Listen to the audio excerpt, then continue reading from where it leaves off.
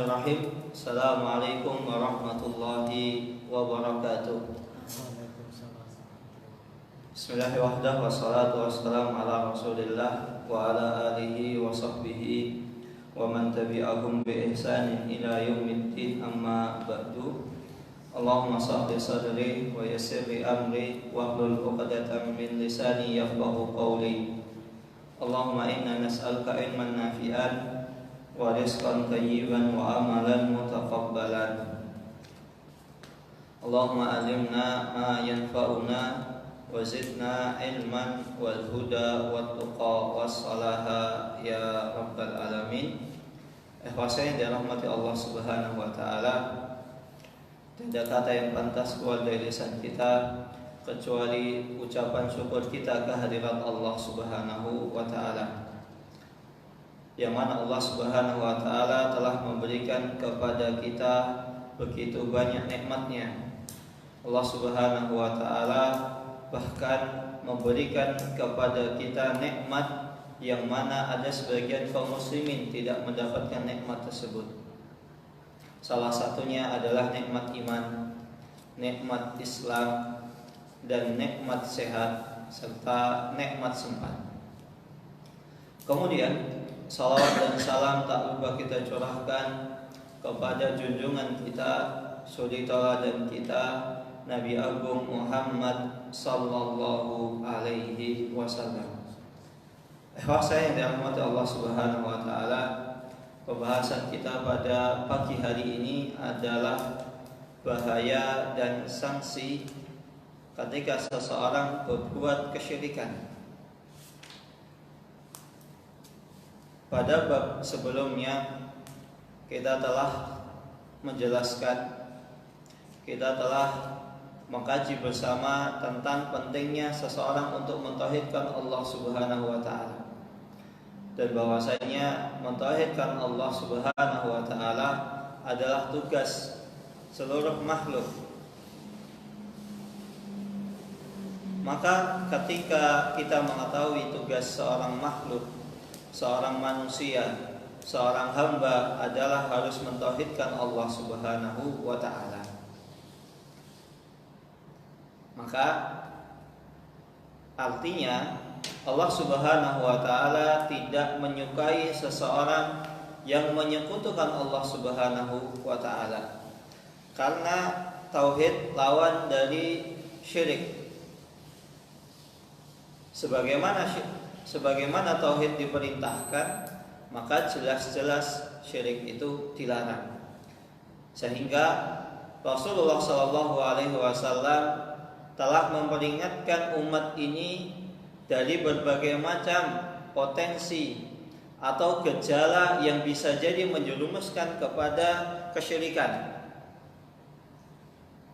Oleh karena itu, karena Rasulullah SAW telah diutus untuk mendakwahkan tauhid, untuk memperingatkan umat manusia akan bahaya kesyirikan, maka sudah pantas ketika Allah Subhanahu wa taala memberikan ancaman kepada setiap manusia yang mana ia tidak mau beriman, yang mana orang tersebut melakukan kesyirikan. Maka inilah keadilan Allah Subhanahu wa taala kepada kita semua. Seseorang tidak bisa berdalil, saya tidak tahu, saya belum tahu, saya belum ngerti, saya belum kenal, saya belum pernah diajarkan. Maka wa ma kunna mu'adzibina hatta nab'a rasulah. Dan Allah Subhanahu wa taala tidak mungkin mengadab suatu kaum sampai Allah Subhanahu wa taala itu mengutus seorang nabi atau seorang rasul untuk mendakwahkan akan bahaya-bahaya yang berpotensi untuk mendapatkan kemudaratan, berpotensi mendapatkan siksa dan adab. Maka salah satunya Rasulullah SAW mengingatkan kepada kita semua bahwasannya Allah Subhanahu wa taala tidak akan mengampuni dosa kesyirikan apabila pelakunya tersebut meninggal dalam keadaan belum bertaubat. Allah Subhanahu wa taala berfirman, "Innallaha la yaghfiru ay yushraka bihi wa yaghfiru ma duna dzalika liman yasha."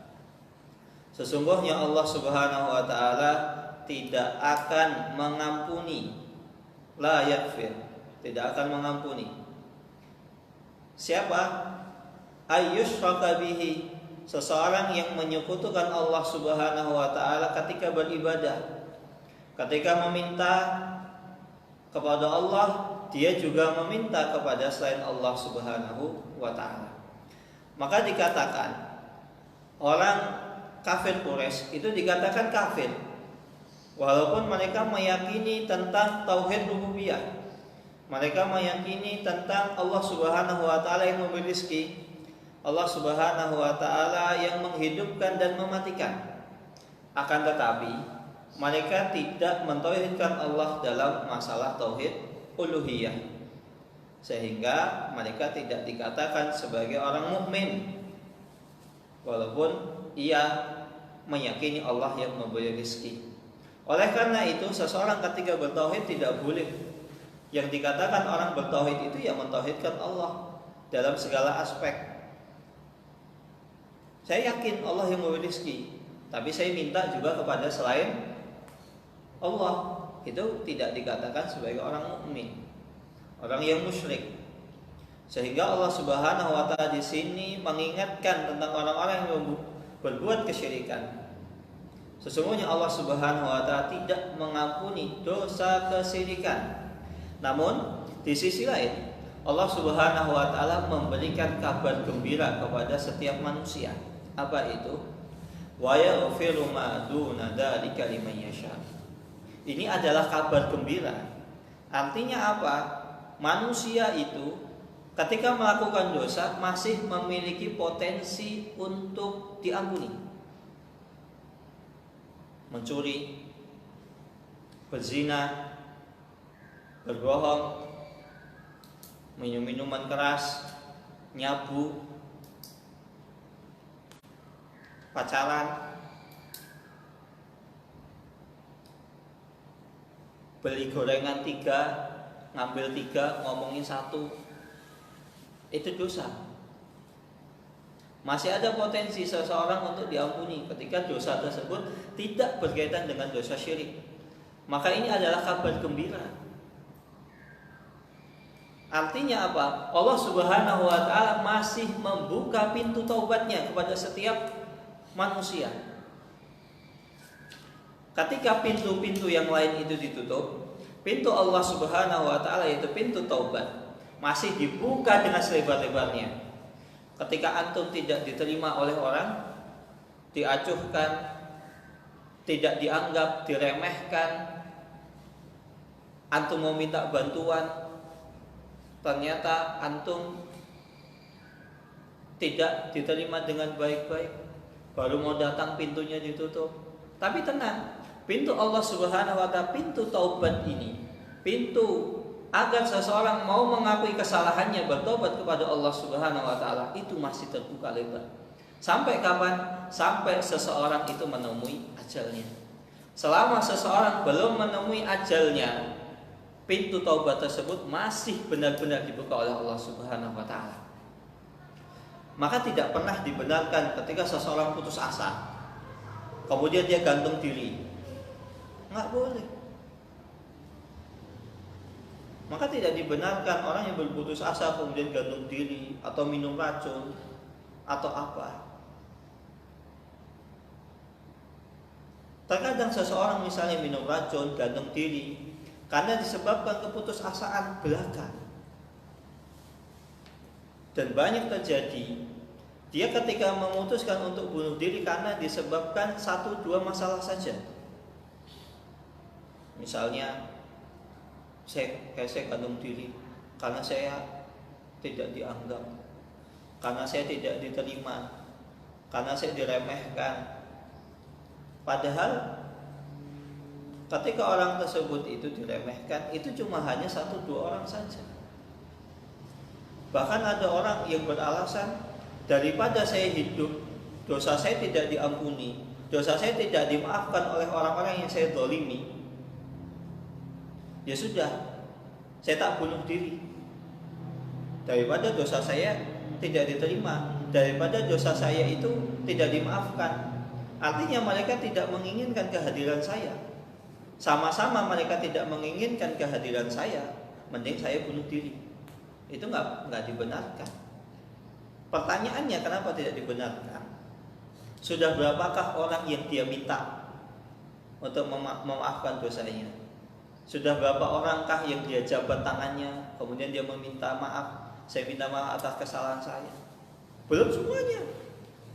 Bukankah Anda tahu bahwasannya Anda itu melakukan banyak dosa? Maka sebanyak itu pula orang yang harus antum minta maaf. Baru minta maaf 1-2 orang, kemudian sudah putus asa. Wah, terus saya gak dimaafkan, saya gak dianggap, saya tidak diinginkan kehadirannya, ya sudah, saya bunuh diri. Seringkali itu hanya 1-2 orang saja yang baru dimintai maaf. Sedangkan bukankah engkau tahu, Anda tahu bahwasanya dosa yang Anda lakukan itu ke banyak orang? Sudahkah Anda meminta maaf kepada semua orang itu? Dan insya Allah gak mungkin semua sepakat tidak memaafkan dosa. Paling gak 1. Baru mencoba 1-2 cara meminta maaf, kemudian orang sudah putus asa, gantung diri. Tapi ketika seandainya benar-benar Allah seandainya dia benar-benar meminta maaf kepada orang yang pernah dia zalimi, kemudian memang nggak ada yang memaafkan, tenang, Allah Subhanahu Wa Taala masih memberikan kesempatan untuk bertaubat. Pintu taubatnya masih Allah buka selebar-lebarnya. Bisa saja seseorang ketika dia meminta maaf kepada orang-orang yang pernah dia zalimi, kemudian orang tersebut itu tidak memaafkannya, bukankah dia masih memiliki cara? Cara apa? Bersimpuh kepada Allah Subhanahu Wa Taala, mengakui seluruh dosanya. Kemudian ada yang bertanya, loh Ustaz, ini kan berkaitan dengan dosa manusia. Kalau dosa dengan Allah, iya. Tapi bukankah kita ini memiliki senjata yang paling ampuh? Ketika senjata yang lain tidak bisa kita gunakan, bahkan ketika senjata yang lain masih bisa kita gunakan, senjata ini masih termasuk senjata yang paling ampuh. Apa itu? Doa kepada Allah Subhanahu Wa Taala. Kita berdoa kepada Allah Subhanahu Wa Taala, ya Allah, bukakanlah pintu taubatku, bukakanlah pintu maaf atas segala dosa-dosa yang pernah saya lakukan. Tolong bukakanlah hati fulan, hatinya Rafif agar bisa memaafkan kesalahan saya, hatinya Fauzan agar bisa memaafkan saya. Kan bisa, masih ada cara. Banyak kejadian orang itu gantung diri, bunuh diri karena sebab kesalahannya tidak dimaafkan. Baru nyoba 1-2 sudah putus asa. Baru minta maaf ke 1-2 orang, akhirnya putus asa, lari, kabur dari masalah. Bukan sifat sejati seorang mukmin, bukan sifat sejati seorang muslim. Masalah itu dihadapi, bukan dibawa lari. Antum mau bawa lari masalah kemanapun, mau sampai kapanpun, masalah tersebut tidak akan selesai. Dan dimanapun, kapanpun, bagaimanapun, namanya hidup itu pasti punya masalah. Jadi antum hidup aja sudah masalah. Loh, bukan bermaksud di sini menyalahkan kehidupan kita, enggak. Manusia hidup tuh sudah masalah gitu loh. Karena apa? Ketika seseorang hidup manusia, dia harus siap untuk mempertanggungjawabkan kesalahannya, kebaikannya pula. Antum hidup itu sudah masalah. Maka kalau antum nggak pengen terima masalah, nggak usah hidup. Tapi bukan berarti bunuh diri, gitu. Antum hidup itu artinya antum sudah harus siap menerima masalah, siap berbuat taat, siap berbuat mempertanggungjawabkan kesalahannya. Itulah namanya hidup. Dan tidak ada namanya orang hidup itu nggak ketemu dengan masalah.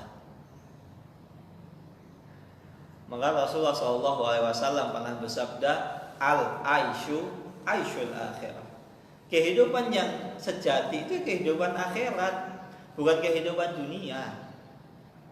Kalau antum pengen hidup nggak pengen ketemu masalah, selesaikan misi antum, selesaikan tugas antum, hadapi masalah tersebut, kemudian antum baru apa? Insya Allah ketemu dengan kehidupan abadi, yaitu kehidupan akhirat. Antum di sana tidak ada ditemui fihi nasabun walalahun. Antum nggak akan ditemui dalam kehidupan surga itu nasab, capek-capek, lahun, sendaguro, guyonan nggak ada manfaat, semuanya bermanfaat. Dunia itu adalah tempatnya ujian. Jadi kalau antum nggak pengen ketemu masalah, ya jangan. Antum Ustaz, saya sudah bosan di RTQ, saya pengen keluar. Bukan jalan keluar, bukan solusi dari masalah.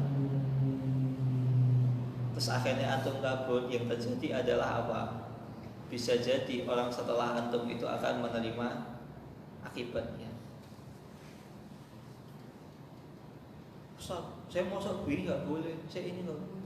Sabar, hidup itu sabar. Dan sabar itu adalah salah satu jalan seseorang itu menghadapi masalah. Antum kalau nggak sabar, masalah tersebut nggak akan dapat selesai. Maka banyak jalan seseorang itu pilihannya cuma sabar. Sehingga ketika dia nggak sabar, dosa. Banyak masalah, wah saya nggak bisa. Saya sabar, memang sabar itu solusi. Bukan Ustaz, saya minta pendapat jalan keluar, minta solusi, kecuali sabar. Nah, sabar itu solusi. Lalu kalau nggak sabar nggak bisa menghadapi masalah. Maksudnya bagaimana? Bukan kalau orang sabar itu ada orang yang tenang. Ketika antum punya masalah, antum tenang. Tidak langsung panik. Coba kalau antum punya masalah panik, nggak akan selesai. Malah yang terjadi masalah tersebut semakin besar. Tenang, sabar.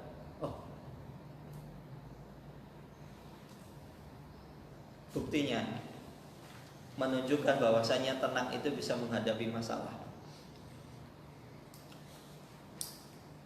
Sakit yang sering antum derita apa? Sakit yang sering antum derita? Pusing, capek. Itu adalah sakit yang sering antum derita. Antum ketika pertama kali menghadapi pusing, gimana rasanya?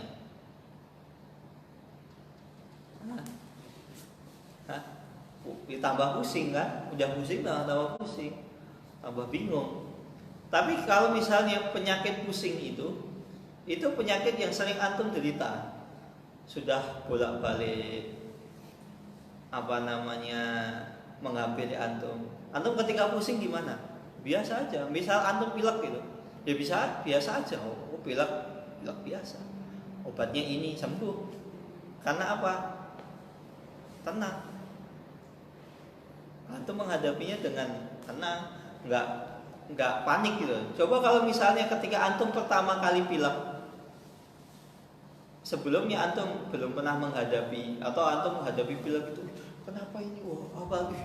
Apalagi kita setelah zaman corona, terkadang kita fobia. Batuk, jangan-jangan COVID. Antum sudah nggak tenang dulu, batuk. Ya antum, saya biasa batuk kok. Ya biasa aja kan. Bahkan pernah ada waktu zaman COVID kemarin, ada seseorang itu batuk, padahal diperiksa negatif. Ketika diperiksa negatif, karena dia orangnya nggak tenang, ini udah di swab negatif, enggak, ini pasti ada sesuatu.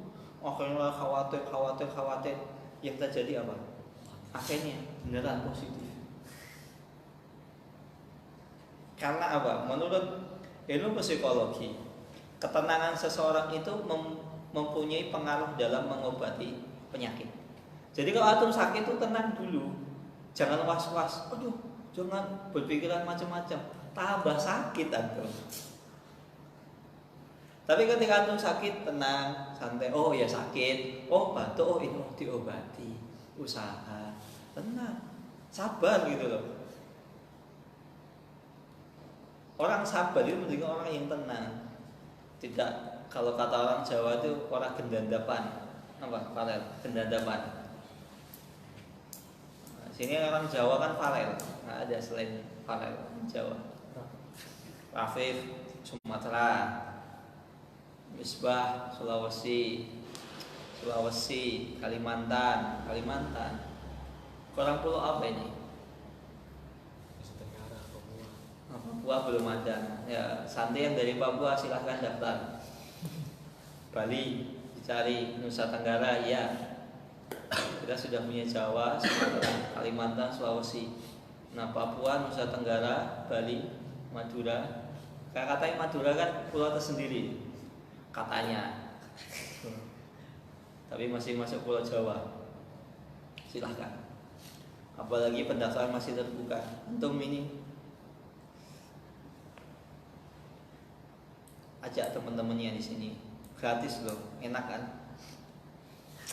Teman-teman. Kemudian sekalian kita masuk ke inilah Allah Subhanahu Wa Taala tidak akan mengampuni dosa orang yang melakukan kesyirikan. Kesyirikan itu nggak akan diampuni oleh Allah Subhanahu Wa Taala. Bagaimana mungkin diampuni sedangkan dia menduakan? Bahkan dalam perkara hidup manusia, kesalahan yang tidak akan bisa diampuni oleh manusia apa? Ketika dia diduakan. Orang gak akan mengampuni. Misalnya, mohon maaf ya, naudzubillah, ada seorang suami, misalnya dia selingkuh. Kesalahan tersebut akan benar-benar diingat, gak akan bisa dimaafkan. Atau sebaliknya, jangankan selingkuh, terkadang ada orang poligami sudah izin baik-baik, ada sebagian ya, nggak semuanya. Istrinya tuh masih rasa dongkol itu masih ada, ya nerima, tapi rasa sedikit dongkol masih ada. Artinya apa? Dimaafkan tulus apa enggak? Ya belum, masih ada bekas. Walaupun istrinya mengizinkan, ada sebagian loh ya. Tapi ini oknum. Tapi banyak kejadian orang poligami aman-aman aja, selama istrinya tahu izin. Atau misalnya ini konteksnya adalah lari dari masalah ya. Ada sebagian bapak-bapak halu. Ketika dia ingin poligami, daripada saya izin, lebih baik saya minta maaf. Itu tips ekstrim poligami. Daripada saya minta maaf, daripada saya izin, mending minta maaf. Akhirnya apa? Nikah sembunyi-sembunyi, resmi, tercatat di KUA. Cuman istrinya belum tahu. Ada nggak? Ada. Karena apa? Kalau saya udah tahu kan paling memaafkan gampang. Saya ya sudah. Tapi tetap itu bukan solusi dari masalah. Makanya lari dari masalah itu bukan solusi. Minta izin sekali, 2 kali, 3 kali, 4 kali, nggak diizinkan ya sudah. Nikah terus nikah nggak, ya itu urusan antum. Memang izin istri itu bukan syarat dalam poligami, bukan syarat. Nggak ada dalam fikih itu syarat nikah kedua harus izin, istri pertama izin, enggak. Cuman itu adalah syarat secara negara. Dan kalau mau nikah yang kedua, istri pertama harus tanda tangan. Maka ada kejadian di Arab Saudi, ketika seseorang itu pengen dapat izin nikah gitu, kan istri harus tanda tangan.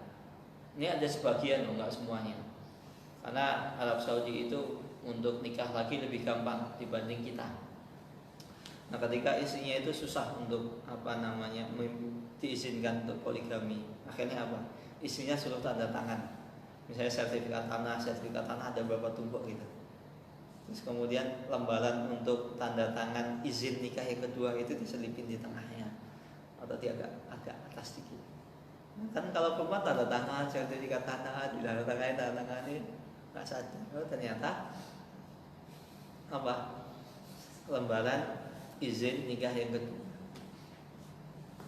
Ada itu kejadian. Dosen saya pernah cerita. Ini intermezzo.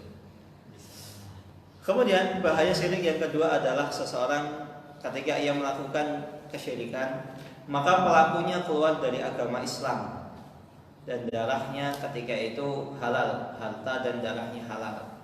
Akan tetapi seseorang tidak boleh untuk gampang mudah memvonis seseorang itu keluar dari agama Islam. Harus ditegakkan hujahnya terlebih dahulu.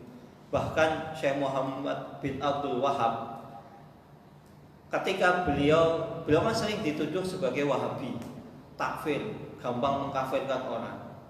Lucunya apa? Ketika ditanya apa dawabit Syekh Muhammad bin Abdul Wahab mengkategorikan seseorang itu keluar dari agama Islam, jawabannya apa? Ya syirik itu. Ya syirik memang. Syirik itu keluar dari agama Islam. Tapi apakah seseorang ketika melakukan kesyirikan otomatis keluar dari agama Islam? Belum tentu. Bahkan Syekh Muhammad bin Abdul Wahab beliau memberikan step-step, kaedah-kaedah, dawabit seseorang boleh dikatakan keluar dari agama Islam. Misal dia melakukan kesyirikan karena dia sadar, tahu tanpa ada keterpaksaan. Sepakat ya, syirik ya, kafir, sepakat. Tapi apakah ketika dia melakukan hal tersebut kemudian kita mudah mengkafirkan? Nggak mengkafir. Enggak. Masalah mengkafirkan itu bukan urusan kita. Kita ini dai, penyeru.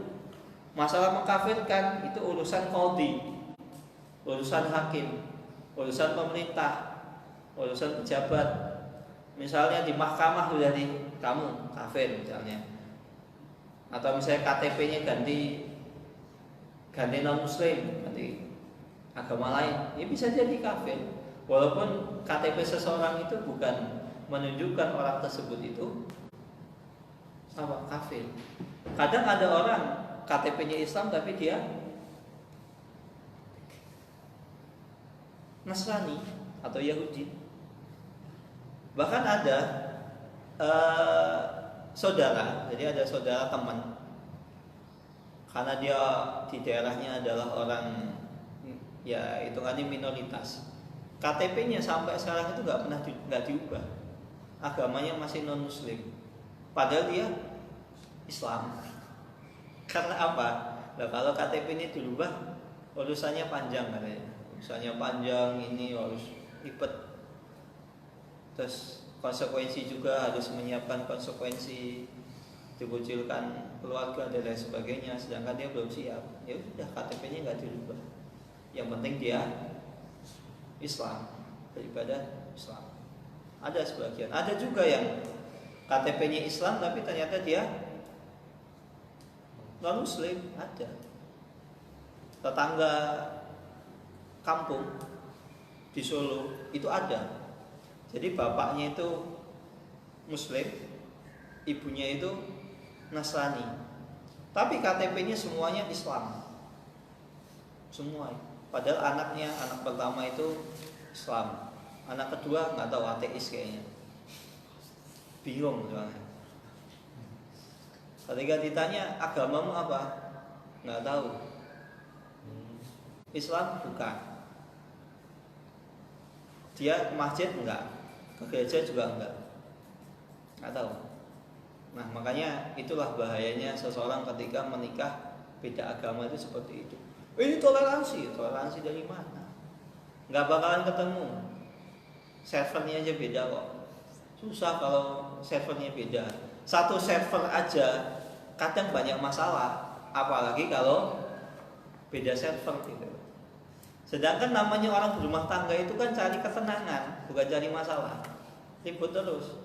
Lah kalau misalnya itu nyatanya bisa bahagia, ya itu artinya keluarganya yang bermasalah, yang dua-duanya bermasalah. Nggak ada seseorang itu masalah agama itu mentolerir itu susah.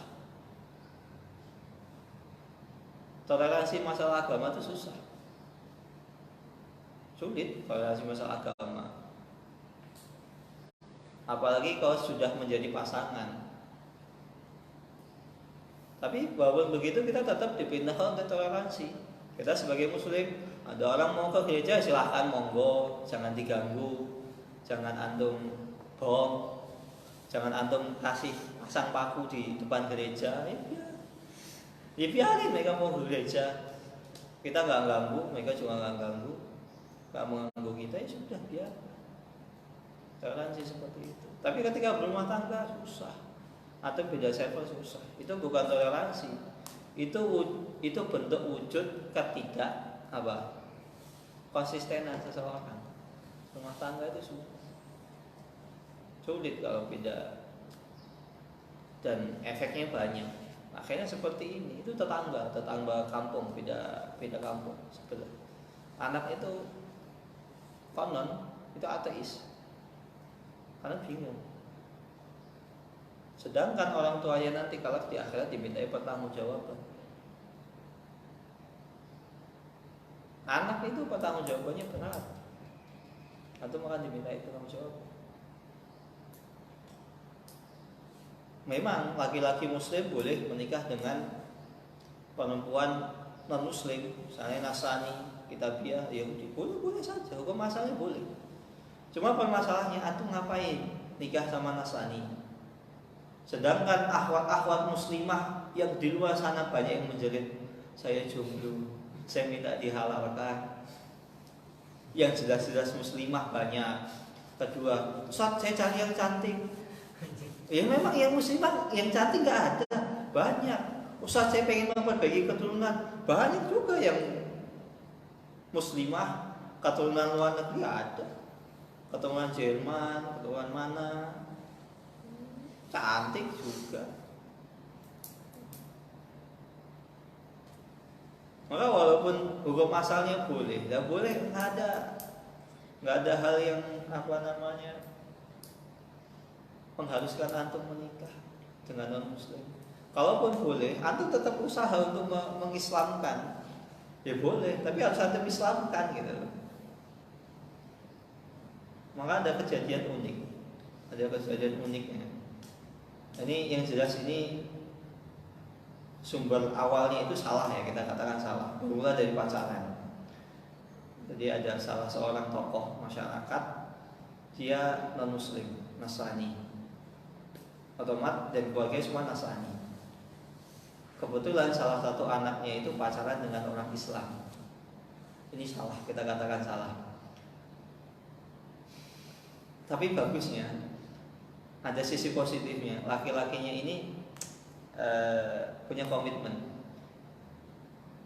dan dia selama pacaran tidak melampaui batas. Ya normal itu, nggak sampai pegangan aja jarang ya. Tapi walaupun begitu tetap tidak bisa dikatakan ini pacaran Islami, kan? Tetap tidak tepat. Nah suatu ketika karena sang perempuan itu sudah bucin, terus ditanyakan, kapan kamu ngelamar saya? Laki-lakinya jawab, saya sebenarnya pengen ngelamar, cuman masalahnya saya ketika ngelamar kamu, orang tua nggak bakalan terima. Kedua, saya mau nikahin kamu setelah kamu akhirnya mau masuk Islam. Akhirnya apa? Masuk Islam. Bapaknya pemuka agama itu heboh karena anaknya masuk Islam, jadi mualaf. Sisi positifnya akhirnya ya awal mula ditolak, ada penentangan, tapi lambat laun konon di antara keluarganya ini banyak yang masuk Islam. Ya, maksiat setiap, tapi tidak boleh kita benarkan, tetap salah, pacaran salah walaupun ada maslahatnya. Begitu juga dalam menyikapi dakwah, terkadang ada sebagian dai yang salah dalam menyampaikan, tapi ada sisi positif. Toleransi. Ini kok kita berbicara tentang toleransi ya. Kita pada berbicara tentang syirik. Maka yang pertama adalah orang yang melakukan kesyirikan, dia ketika mati dan dia belum bertaubat, Allah Subhanahu wa taala tidak mengampuni dosanya. Artinya apa? Dia masuk neraka. Kemudian yang kedua adalah pelaku kesyirikan, pelaku orang yang musyrik. Dia keluar dari agama Islam, halal darahnya dan hartanya. Namun kita tidak boleh serampangan gampang menguatkan seseorang keluar dari agama Islam. Di sana ada dawabitnya, ada kaidah-kaidahnya. Harus tegak hujjah. Orang tersebut itu harus dengan sadar yakin betul dia keluar dari agama Islam. Bahkan Ammar bin Yasir ketika dia mengucapkan kalimat yang jelas-jelas kufur, Rasulullah SAW tidak mengatakan Ammar bin Yasir itu murtad. Nah, karena apa? Tahu Ammar bin Yasir dipaksa. Wa qalbuhu mutmainnun bil iman, sedangkan hatinya itu benar-benar beriman. Kemudian yang ketiga, Allah Subhanahu wa taala tidak akan menerima amalan seorang musyrik. Apa-apa yang dia lakukan, apa-apa yang dia kerjakan itu tidak diterima oleh Allah Subhanahu wa taala. Dan Allah Subhanahu wa taala jadikan seluruh amalannya itu kelak di akhirat seperti debu yang berterbangan. Maka oleh karena itu, hadiah yang paling bagus, paling baik kita berikan kepada orang yang kita cintai adalah hidayah Islam. Kita mengenal manhaj, itu adalah hal yang paling Allah sukai. Maka kalau misalnya kita ingin memberikan hadiah terbaik adalah dengan hidayah. Kita bisa mengenal manhaj, kita ajarkan kepada mereka bahwasanya setelah kita ngaji, kita ini menjadi orang yang akhlaknya baik, tidak gampang ngomong serapah, gak gampang misuh, gak gampang ngomong-ngomong kata-kata kotor, akhlaknya jadi baik, santun ketika berbicara, ketika berucap, tegas ada saatnya, santun ada saatnya, ngobrol bercanda ada saatnya, bercanda. Ketika misalnya jangan sampai ketika kita setelah mengenal agama, kita ini malah seperti kanebo kering, kaku, susah. Maka orang yang paham agama ya harusnya ya ketika bermuamalah baik, santai, kalem, suka senyum, ketemu Mas Afif, gimana kabarnya Mas? Sehat? Jangan sampai diidentikan orang yang ngaji itu mukanya serem-serem. Ayo. Jangan sampai. Karena saking orang itu menilai seseorang itu dari tampangnya. Kadang orang itu penilaian benar dan salah itu dilihat dari apakah orang tersebut glowing atau tidak. Kadang kan sering diposting tuh wajah-wajah Wahabi, mukanya serem semua.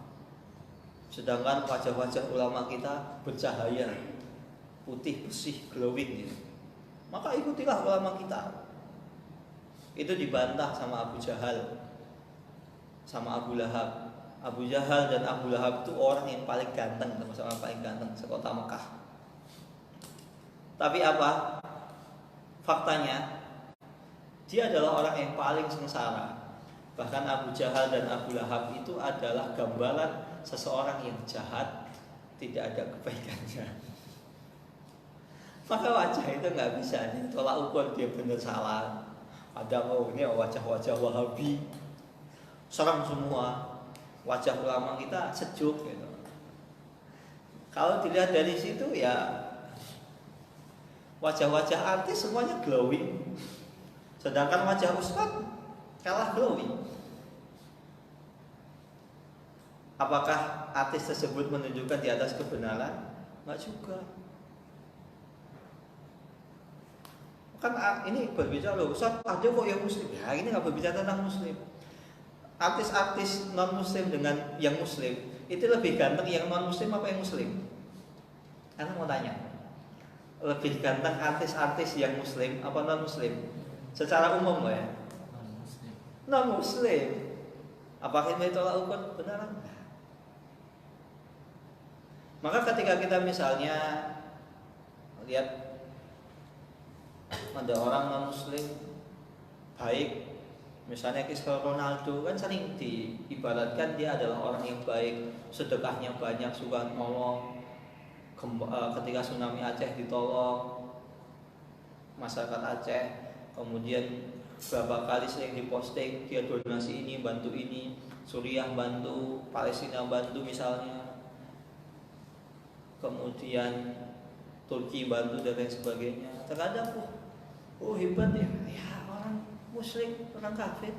Ini buat keyakinan kita ya, kita nggak berbicara buat keyakinan orang lain, kita tidak berbicara buat keyakinan orang liberal, itu monggo urusan mereka.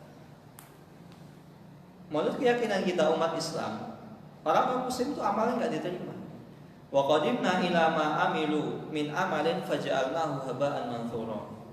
Dan akan kami hadapi segala amalan, dan ketika orang tersebut datang dengan membawa seluruh amalannya, ila ma amilu min amalin faj'alnahu haba'an manthura, maka Allah Subhanahu wa taala menjadikan amal perbuatan, amal kebaikan orang yang tidak mau masuk Islam tersebut haba'an manthura, seperti debu berterbangan, enggak diterima oleh Allah Subhanahu wa taala.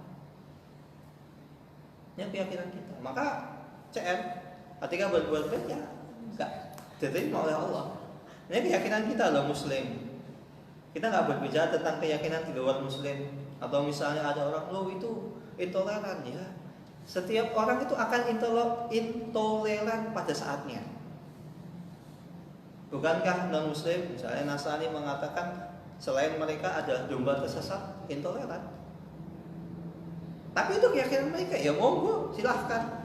Maka kalian juga harus menerima ketika misalnya selain agama Islam tidak masuk surga, selain agama Islam amalnya tidak diterima. Itu toleransi yang benar.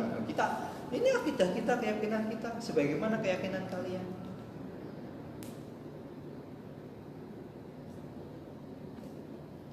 Bahkan Allah Subhanahu wa taala pernah berfirman, "Walaqad uhiya ilaika wa ilal ladina min qablik la in asyrakta la yahbatanna 'amaluk wa la takunanna minal khasirin." Dan sesungguhnya telah diwahyukan kepadamu wahai Muhammad dan kepada para nabi-nabi sebelummu, apabila engkau apabila engkau umatmu melakukan kesyirikan, la yahbatanna 'amaluk, maka sungguh Allah Subhanahu wa taala akan menjadikan amalanmu tersebut itu hilang semuanya, hapus semuanya. Wala takunanna minal khasirin, maka oleh karena itu janganlah seseorang tersebut itu menjadi orang-orang yang merugi. Maka janganlah kamu menjadi orang-orang yang merugi, orang-orang yang sia-sia. Ketika di dunia sudah berusaha beramal banyak, ternyata ketika di akhirat Allah jadikan amalan tersebut itu seperti debu berterbangan. Nah, begitu juga para ulama menafsirkan salah satu ayat di sini adalah orang-orang ketika beramal, amalannya itu tidak ikhlas karena Allah Subhanahu wa taala, atau melakukan amalan ternyata amalannya tersebut itu menyisihi syariat Islam, menyisihi apa yang Rasulullah SAW bawa. Maka kelak sedekah yang dia berikan untuk acara-acara kesyirikan, acara-acara yang tidak dibenarkan oleh syariat Islam, maka bisa jadi Allah Subhanahu wa taala jadikan amalan tersebut itu hangus. Sudah MM-an, sudah miliaran, sudah ratusan juta, puluhan digit hilang. Allah Subhanahu wa taala tidak menerima. Maka ada sebuah pertanyaan, Ustaz, ada sebuah cuplikan pertanyaan itu ada di YouTube. Kebetulan tiba-tiba nongol di saya pas buka YouTube nongol ada pertanyaan bagus. Salah seorang Habib ditanya, Habib, seringkali kita ini kan melakukan maulid Nabi bahkan tiap tahun, dan di sisi lain ulama-ulama kita juga punya haul. Apa tanggapan Habib ketika perayaan maulid Nabi itu ternyata kalah mewah dibanding perayaan haul ulama kita? Kan tak jarang ketika perayaan haul kita ini ketika bersedekah itu jor-joran, diminta berapa kasih, minta berapa kasih. Tapi untuk maulid itu susah. Kita di sini tidak berbicara tentang hukum haul maulid kan. Saya mau berbicara melalui akal sehat seorang manusia. Nabi dengan ulama, antum lebih cinta mana? Nabi. Kok kalah? Ada yang berdalil kalau ini kita cinta ulama itu wujud cinta kepada Nabi. Karena ulama itu adalah walinya para nabi. Permasalahannya kita toh kalau itu ternyata benar, alhamdulillah. Tapi kalau seandainya itu benar, kenapa kok diberikan kepada apa? Ulama, bukan kepada nabi? Kalau itu sama-sama benar ya. Sama-sama benar kan lebih milih yang atas dong daripada yang bawah. Ya enggak? Antum ketika beramal lebih pilih yang pahalanya lebih besar atau yang lebih kecil? Lebih besar. Nabi jelas. Kalau seandainya ini benar ya, atau ini anggap kita benar, ya otomatis harusnya yang maulid Nabi itu lebih ramai dibanding haul ulama kita. Di sini kita nggak berbicara benar salah, kita berbicara secara logika manusia, secara cinta. Berdalil ya, kalau kita ketika memperingati sama saja kita cinta kepada Nabi. Oke, berarti itu benar ya, menurut mereka benar. Ya kalau benar, kenapa nggak langsung sumbernya asli gitu loh? Kenapa nggak sumbernya langsung asli? Kenapa harus cabang-cabangnya? Antum kalau pengen bisnis, tahu produsennya di sana. Yang selama ini antum beli dari resellernya, dari agennya. Kalau antum bisnis pengen cepat untung, langsung beli bahan produk tersebut dari agen apa dari produsen. Jelas produsen. Bisa jadi ketika antum beli di agen, barang tersebut sudah ada luasa, ada yang cacat, atau ada yang apa. Ya cacat bisa diganti, tapi kan tidak secepat ketika produsen langsung ganti. Oh ya, silakan kita ganti. Bisa cepat gitu loh. Ini ketika masalah dunia saja kita bisa berpikir demikian. Tapi ketika masalah akhirat, kenapa kadang kita tidak mau berpikir yang lebih menguntungkan kita?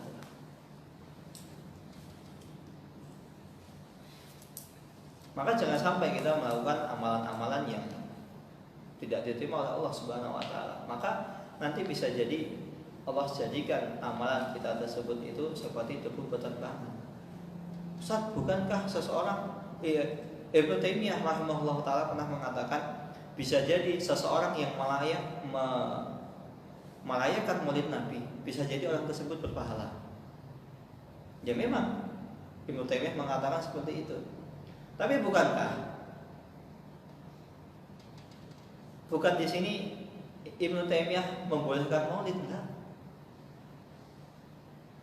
Tapi yang dimaksud di sini bisa jadi orang tersebut itu orang yang awam, nggak ngerti, sudah belajar kemana-mana, ternyata yang tahu itu, dia tidak tahu itu, dia setahu dia cara ekspresi untuk mencintai Nabi seperti itu. Bisa jadi Allah Subhanahu wa taala mengampuni orang tersebut. Karena apa? Keawamannya.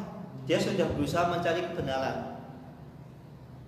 Ternyata hal tersebut itu menyelisihi perintah Nabi. Bisa jadi Allah ampuni dosanya. Kan bisa jadi.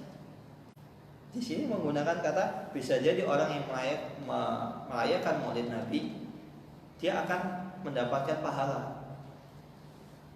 Ya kalau itu awam mau berusaha mencari kebenaran. Beda dengan orang sudah tahu hukumnya tetap ngeyel. Maka ketika kita berbicara tentang dosa, selama antum itu nggak tahu hukumnya dan antum sudah berusaha mencari yang benar mana, masih ada kemungkinan ketika antum melakukan kesalahan, antum diampuni. Beda kalau antum sudah tahu hukumnya tapi tetap ngeyel, terus antum tolak dengan hawa nafsu antum. Yang terjadi apa? Malah antum berdosa. Oleh karena itu, ada sebuah hadis, idza istahadal hakim fa'ahta'a falahu ajrun. Jika misalnya seorang ulama, dia sudah berusaha menalaah dalil, kemudian ulama tersebut itu berfatwa ternyata salah, bisa jadi dia dapat 1 pahala. Kenapa? Berusaha mencari kebenaran. Tapi ternyata ketika apa yang dia fatwakan itu benar, dia dapat 2 pahala. Kenapa? Fatwa yang benar dan usaha dia mencari kebenaran. Tapi walaupun begitu, ketika ini Nabi Muhammad SAW sendiri saja tidak memerintah untuk makan maulid, ya kita sami'na wa ata'na. Kita katakan itu tidak tepat. Tapi mungkin saja ada di antara orang yang melakukan hal tersebut, Allah ampuni dosanya, bahkan bisa jadi dapat berpahala, bisa jadi. Tapi bukan berarti kita membenarkan.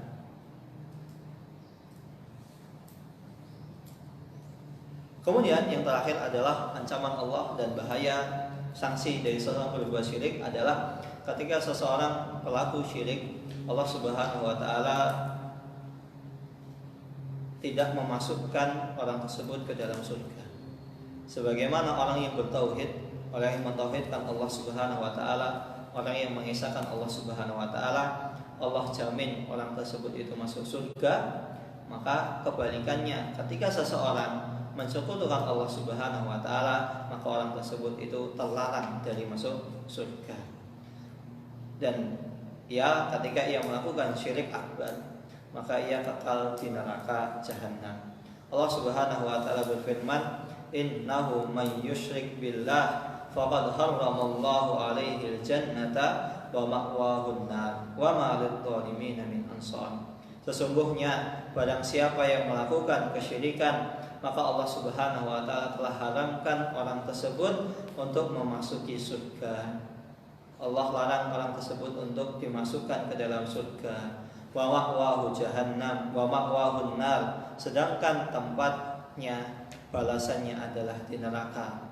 Wa ma lidh-dhalimin min ansar. Dan ingatlah, ketika seseorang melakukan kezaliman, orang melakukan kesyirikan, maka tidak ada satupun orang yang bisa menolong orang tersebut. Maka jangan sampai kita terjatuh dalam kesyirikan, kita terjatuh dalam hal-hal yang membuat amalan kita ini sia-sia. Kita terjatuh dalam hal-hal yang membuat kita ini tidak bahagia di dunia maupun di akhirat kelak. Wallahu ta'ala a'lam. Wa sallallahu ala nabiyyina Muhammad wa ala alihi wa sahbihi wasallam. Ada pertanyaan? Kalau tidak ada pertanyaan, kita tutup dengan doa kafaratul majelis. Subhanakallahumma wa bihamdika asyhadu an la ilaha illa anta astaghfiruka wa atubu ilaik. Wassalamualaikum warahmatullahi wabarakatuh.